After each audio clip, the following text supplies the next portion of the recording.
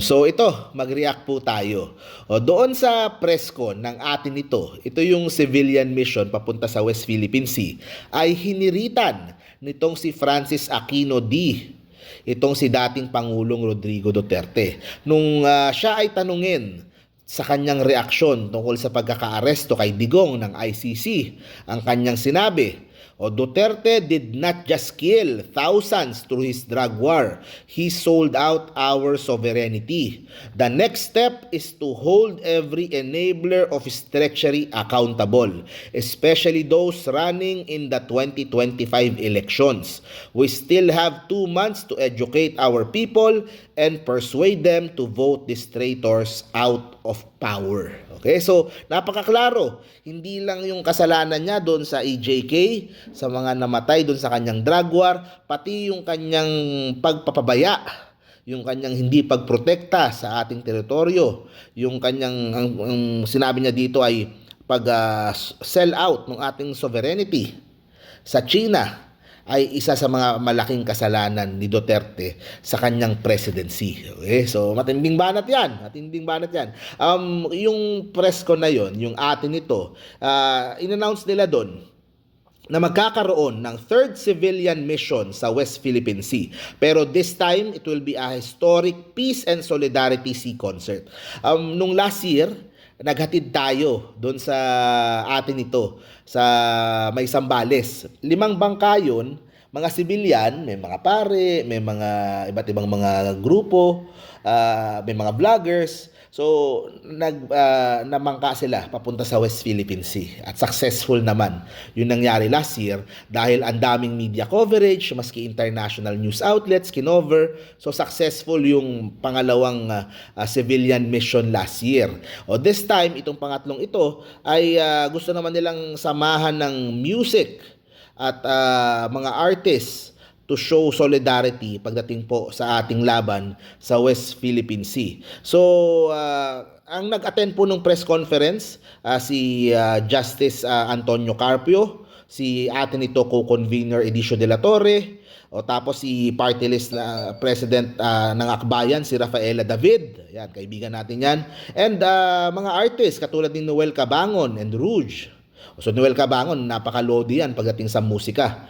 So, scheduled for the last week of May. So, pagkatapos na ng election to. Para wala namang halong politika. The Peace and Solidarity Sea Concert will serve as both a symbolic and cultural assertion of the Philippines' sovereignty, sovereign rights, and territorial integrity. So, it will bring together fisherfolk, artists, civil society groups from ASEAN nation to promote regional peace and cooperation while opposing foreign aggression. So sabi ni Akbayan President Rafaela David, we are setting sail with a message of peace and solidarity through music. Through the power of art and collective action, we will fight for what is rightfully ours, not with weapons of war, but with the unyielding force of music and solidarity. We will restore peace, solidarity, and cooperation in the region, values that have long bound our nation together, especially among our fisherfolk. Those who callously undermined when China unilaterally imposed its baseless claims resorting to aggression and violence to illegally assert control over the waters. So sinabi din ni Noel Cabangon, music has always been a form of resistance. Through our songs, we will stand with our fisherfolk and frontliners and remind the world that the West Philippine Sea is ours.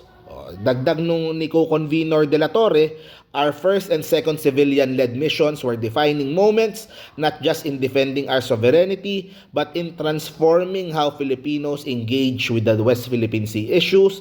They have awakened a sense of collective responsibility. This is not just a geopolitical matter. It's about justice, livelihoods, and the future of our nations.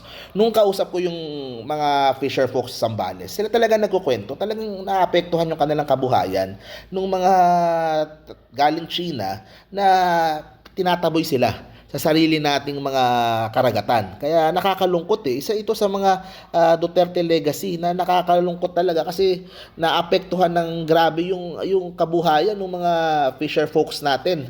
At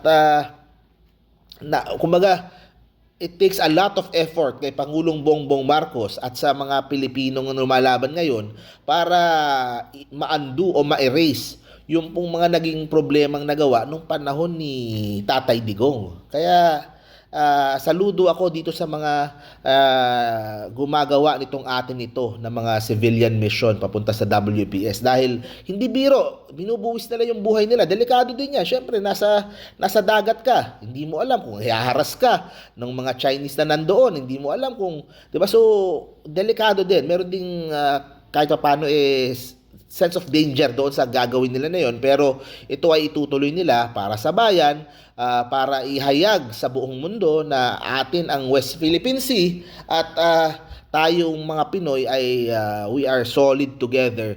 We will fight for what is ours. Ito yung teritoryo na pinaglaban ng ating mga bayani, ng ating mga ninuno, and it is now up to us. Tayo yung magtutuloy ng laban para po hindi tayo mabuli o masakop ng kahit sinong dayuhan. At sana yun ang ma-realize din ng mga kababayan natin na talagang bilib na bilib pa rin dito kay dating Pangulong Rodrigo Duterte. So thank you very much po. See you po sa next video po natin. Stay safe parati, guys. Remember, in the Philippines, the Filipino should always come first. Bye-bye.